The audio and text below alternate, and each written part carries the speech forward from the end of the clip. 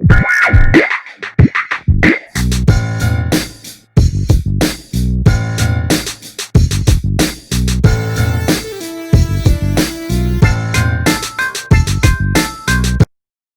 are you people? Idiots. Isn't Tyne weird? So weird. Some of the most evil souls in all of history have been raised from hell. It wouldn't be a true Langer's mission unless something went wrong. You're screwing up history, and it is my job to stop you.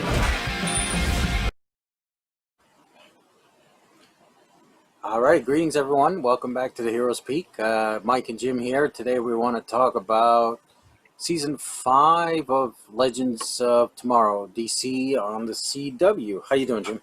Doing good. Yourself? Not too bad. So we just finished Season 5 of Legends of Tomorrow. For a quick recap, this season started off Crisis, right? Mm-hmm. I can't remember if it was the end of Crisis or like the second to last one. Do you remember? It was that? the second to last episode. So their premiere was in the middle of Crisis. Right, okay. But we didn't get everybody either. Some of them were going meta and talking about how they weren't invited to Crisis. Did I miss the Crisis again? Yeah, Right. You're right.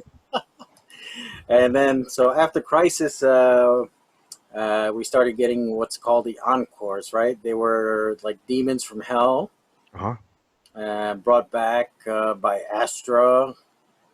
Something to do with soul coins. It was a little confusing. A little wonky, yeah. Yeah. And then, so basically, they had to get the Encores back. And then we got into the Loom of Fate. Oh, before we do that, what happened? Oh, Zarya and her brother, right? Yeah. So I guess she died, but he came back? So she actually died in the finale of last season's. I remember she was erased. I mean, I say died. She was erased and went back into the totem because her character was erased because of the changes they were doing in Legends of the finale. Right. So, but her brother came and Behrad took her place. Yes. So there was a whole timeline thing there because, like, he didn't know, but Nate didn't know either. Like, he snapped into. No one knew. Right. I don't think anyone on the ship knew that there was a timeline change. Not even Gideon, if I remember correctly. Yeah, but somehow. So maybe Constantine might have known, but I'm not even sure about that because that's. Right. Listen, let's not try to beat our brains and noodle on the whole I'm just trying to timeline remember, character. like how they figured out. Like somehow he figured it out though, and he was trying to get her back. Right, Nate was.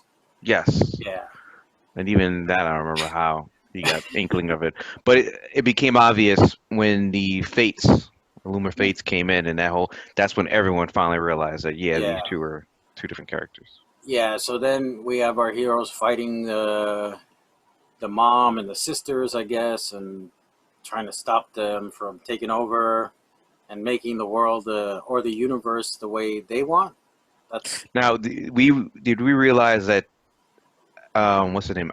What's the girl name? Not Zarya. Astro. That she was a Greek goddess in this season or the last season? I had no idea. I didn't know.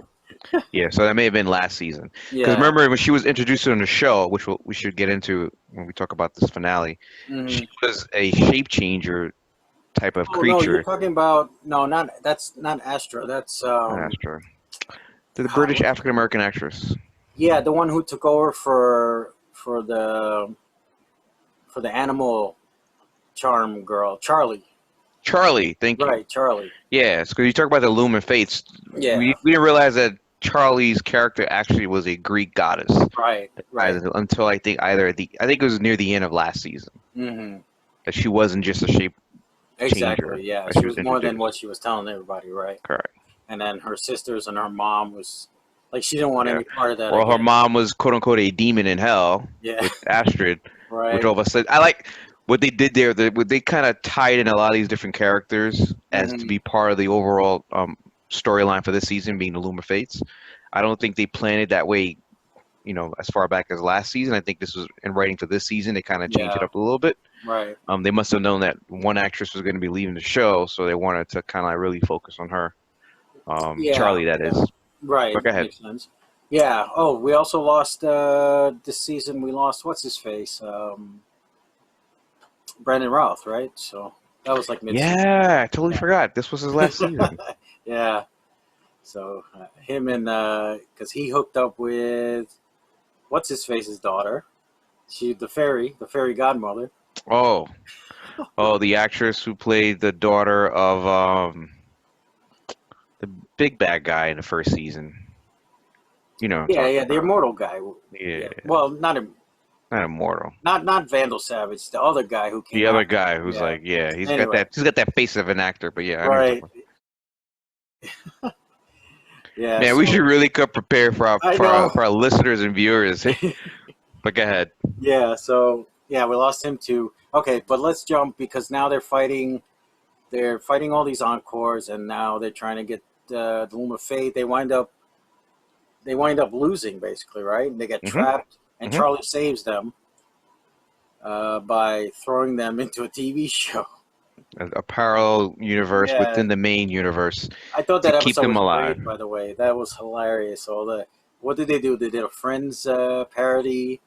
Friends of Downtown Abbey. Right. Star Trek. Yep. 1, 2, I think that was it, 3. wasn't it? There's a fourth one. Oh no, they tied in. Mr. Rogers' Neighborhood. Mr. Rogers' Neighborhood, and then Heatwave was tied into the Star Trek one. Yeah.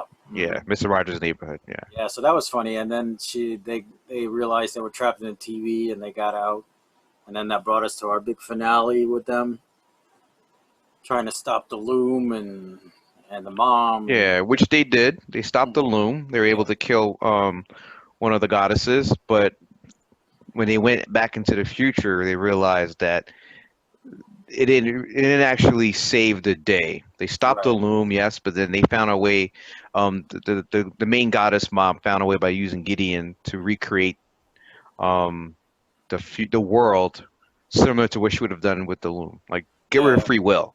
It really came down to getting rid of free will, right? Free will was the Loom. Loom's not there anymore, so through technology and an Apple Watch, we can still get rid of free will. Kind of some message in there, by the way, a little layered message in there. Mm-hmm. Depending too much on technology, right? Correct. So let's really dig into this finale episode. I thought there was some pretty good highlights there, where they're showing you like the list of all the big baddies they've had throughout the season, right? And then where they rank the legends themselves. Like they're number 2. When you think about it, the legends created more chaos in the entire Arrowverse than actually fixed. Yes. You know, a lot of these episodes and these battles they were having was because of errors they did in a previous episode or previous season. Mm-hmm. So you can almost consider them as being villains too, if you really want to dissect it. But I get it. You know, they're not really, they're anti-heroes and they're not doing it on purpose. It's kind of like when Superman fights a baddie in Metropolis, and then all the collateral damage later. You know. Who's going to clean up the mess, right? Gotcha. Yeah. Did you see the Hall of, not just the villains, but the Hall of other human innovations failures like Cisco and... Yeah, that was hilarious with the thong song, by the way. Yeah. Yeah, so I saw that. And so we get all the Encores coming back for one big final fight. Mm-hmm. Then that all gets resolved. I thought that was all done well. That's fine for Legends, you know. Another good season of Legends, and then at the end we get what was the deal? I don't know if you know. I couldn't figure it out. Why did Sarah get beamed up at the end? No, that just came out of left field. Yeah. I watched that episode again, just the last third, in preparation of this podcast, and I didn't see any hints or Easter eggs about her being beamed up. I did see some very in-your-face moments where they're letting these characters, this will be their last. Like, I was shocked the first time around that Charlie was leaving, but then when I watched that episode again, it made sense. Like, this was the closure of this character, right? And obviously with what's her name, Zari. Yeah, Zari. I kind of saw that coming. They're closing that one out. But Sarah, I mean, that was totally out of left field when I saw her get beamed up. I guess they're setting up the stage for which they are greenlit for another season. And this was, unlike the other shows on the DC CW universe, this was their actual finale that they casted, put in the can before the pandemic. Correct. Yeah. So But that's interesting. What are your thoughts on that? Aliens? Yeah, I have no idea what's. So I don't know if this will be the last season. They haven't said that, right? No, they have not. They have not. And I haven't heard that she's leaving the show. Nope. So. I just don't want any more Dominators. Please don't give me any of those trashy aliens. Yeah, bring us something fresh, I guess.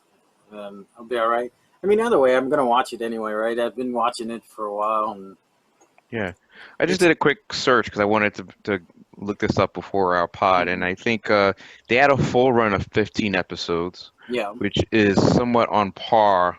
16 here, on par with previous seasons. I think, my honest opinion, coming out of the Crisis, this was the best show that the CW DC universe had out of the lineup for this year. Right? Out of the lineup, by far. It's not even not the best. I think pretty close. I can't think of anything. Definitely not Batwoman. Sorry, Batwoman. There might have been a couple of good episodes of Supergirl in there. I still haven't watched. Oh no, I did off and on. I caught a couple episodes. So there were a couple of good ones in there, and then the Flash hasn't been terrible, but I don't know about this whole mirror universe thing. So,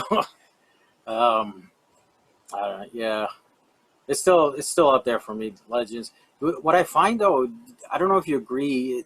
Last couple of seasons have been really almost Justice League Dark kind of heavy. Of Legends? Yeah. Okay, great. Without getting too long-winded on this point, another point I wanted to make is Constantine's character, I think, has had the best arc this season because, and many of the episodes weren't really written for him. He was in the main plot-driven device, but his character's reaction and his character's manipulation of the events around him, to me, was like really fleshed out. To the point where even going to the finale, you see how he became a very important part of the group. So when you say Justice League Dark, obviously he's got a bigger role in that universe. But in watching him this season, he's no longer just a sideshow pony. He's very, he's right there with Sarah, you can almost say, as far as like leading the team, getting the missions, being a very important figure in that. And I like that. I wasn't always a Constantine fan when he was at NBC. And then when he came on the show, I was like, okay, I get it. You're using all your properties. But this season, he really stood out to me. Yeah, Matt Ryan, I think he's doing a great job as Constantine. And I almost feel like they felt bad that his show got canceled. So they were like, all right, we're going to give you a lot of stuff to do. Yeah. And I think some of it isn't even in the writing of the script. It's just how he delivers it. Yeah, like the scene where they're really focusing on Astra and her mother, and he's in there as kind of like a tertiary character trying to get their story along, and he's telling her, well, is this really your mother or whatever. I was more fixated on him and what he was doing in that screen, and I wasn't her and the entire story that they're showing me on screen. So I think he's been hitting it out of the park in spite of whatever they're giving him. Right, because his story with her goes back, like he was protecting her as a child, right? Yeah, so it's good. The only other thing I had noticed real quick is that the comedy seems to be increasing more and more every year. I don't know if you noticed that too. Like from the first season with Vandal was a lot more serious tone than there is now. Yeah, I see that. I'm not saying it's a bad thing. I don't know when it started.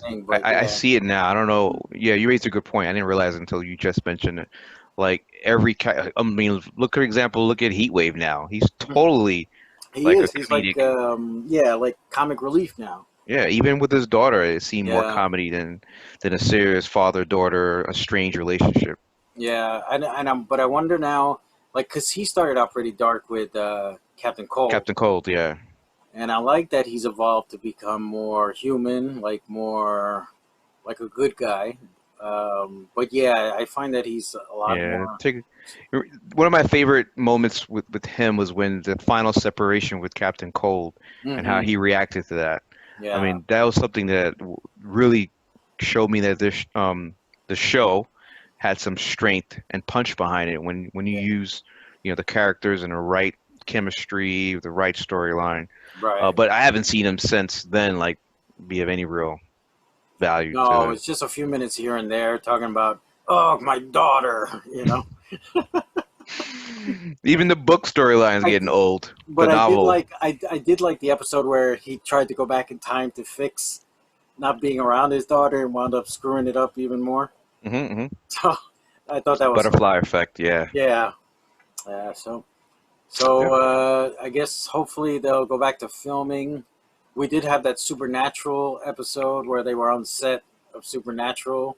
I wasn't a fan of that. No. I wanted an Easter egg, and you guys just threw me a cracked eggshell. Like, they must be filming. Oh, yeah. He's my one-off, or whatever Sarah had said. I was like, no. Well, didn't do it for me. Yeah. Oh, but this is the last season of Supernatural, too, right? Yeah, this is definitely last season. Yeah, so who knows? Maybe the guys will pop up on the other show. We'll never know. Sam and Dean. Yeah. So overall, this season, what would you rate it?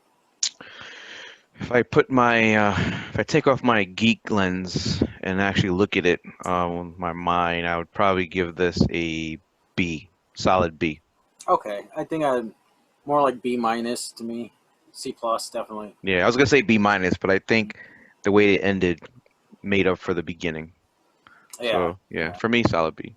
You said B minus. C yeah, plus? B minus, C plus, strong C plus. Yeah, B minus. All right, so that takes care of our discussion on Legends of Tomorrow. We're looking forward to the next season. Let us know what you think in the comment section. Don't forget to like and subscribe, and we'll catch you next time. Ciao. All right.